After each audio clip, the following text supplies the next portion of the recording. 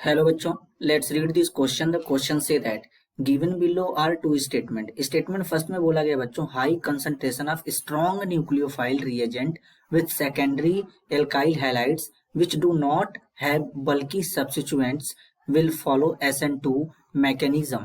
Statement 2 में बोला गया है, a secondary alkyl halide when treated with a large excess of ethanol follow SN1 mechanism. In the light of the above statement, choose the most appropriate from the option given below. इसके regarding यहाँ पर 4 option given है बच्चों। तो सबसे पहले समझेंगे की कॉन्सेप्ट। की कॉन्सेप्ट होगा बेटा सब्स्टिट्यूशन रिएक्शन।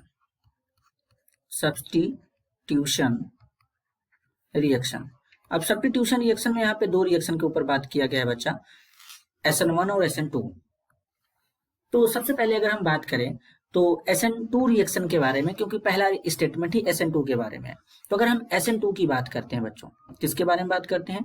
अगर हम SN2 के बारे में बात करते हैं तो ये क्या होता है, सब्स्टिट्यूशन न्यूक्लियोफिलिक बाइमोलिक्यूलर होता है। पहली बात, इसको SN2 क्यों कहते हैं? जैसे हमारा कोई एल्काइल हैलाइड है, इसका रिएक्शन हम अगर कराते हैं, मान लेते हैं यहाँ पर इसके साथ करा रहे हैं OH- के साथ में, जो कि एक न्यूक्लियोफाइल है, या इसी को हम कुछ इस तरीके से भी लिख सकते हैं, NU के फॉर्म में भी लिख सकते हैं।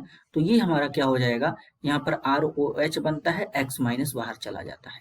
तो अब अगर हम बात करें तो जो इसका रेट होता है, जो होता है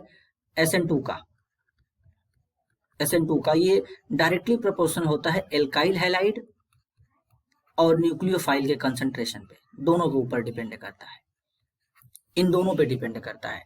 और यहाँ पर न्यूक्लियोफाइल जो यहाँ पर यूज किया गया है, इसका कंसंट्रेशन जितना ज्यादा होगा SN2 रिएक्शन का रेट उतना ज्यादा होगा। और लेकिन ध्यान देने वाली बात यह है बच्चों कि जो हम लोग एल्काइल हैलाइड यूज करते हैं उस पर ज्यादा क्राउडिंग ना हो, ज्यादा भीड़ ना हो उस पर, तो ये रिएक्शन फास्ट होगा। क्योंकि अगर कुछ इस तरीके से अगर हम यहाँ पर देखें, यहाँ पर जैसे कि इसमें कोई इंटरमीडिएट वगैरह नहीं बनता है। तो अब जैसे हम अगर यहाँ पे कोई एल्काइल हैलाइड लेते हैं, इस तरीके से एल्काइल हैलाइड लेते हैं, जैसे यहाँ पे ये 3 डिग्री एल्काइल हैलाइड है, इस तरीके से। तो अब इसमें तो कोई ट्रांजिशन, सॉरी बच्चों, इसमें तो कोई इंटरमीडिएट बनता नहीं है। तो अगर न्यूक्लियोफाइल इस पे अटैक करेगा तो कैसे अटैक करेगा? तो अगर इस पे ज्यादा क्राउडिंग होगा तो यहाँ पे बैक साइड से अटैक कर नहीं सकता, क्योंकि क्राउडिंग ज्यादा रहेगा। अब सामने हेलोजन है तो हेलोजन के पास लोन पेयर वगैरह होते हैं बच्चों, तो इससे क्या होगा, जब ये यहाँ से अटैक करने आएगा तब भी अटैक नहीं हो पाता। तो इस पे क्राउडिंग ज्यादा नहीं होना चाहिए और न्यूक्लियोफाइल बैक साइड से अटैक कर लेगा आसानी से, तब जाके SN2 रिएक्शन प्रोसीड कर जाता है। तो यही लिए बच्चों यहाँ पर जो न्यूक्लियोफाइल जो हमारा यूज किया जाता है उसका कंसंट्रेशन ज्यादा होना चाहिए। सेकेंडरी हैलाइड अगर है तो उस बल्कि नहीं होना चाहिए, तो वो SN2 मैकेनिज्म को फॉलो करेगा। तो पहला स्टेटमेंट यहाँ पे बिल्कुल करेक्ट है। अब स्टेटमेंट 2 पे चलते हैं। जो सेकेंडरी एल्काइल हैलाइड है, जब उसको ट्रीट करते हैं लार्ज एक्सेस ऑफ इथेनॉल से, तो वो SN1 मैकेनिज्म को फॉलो करता है।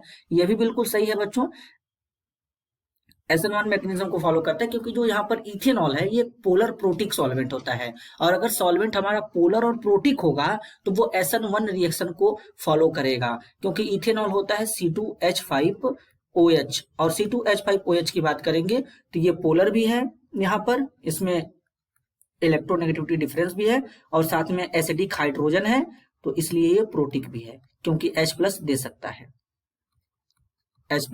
है। तो ये इसका जब सॉल्वेलिसिस कराएंगे तो ये हमारा इथेनॉल के थ्रू एक्सेस में, तो ये पोलर प्रोटिक सॉल्वेंट है, तो इसलिए SN1 को प्रेफर करेगा।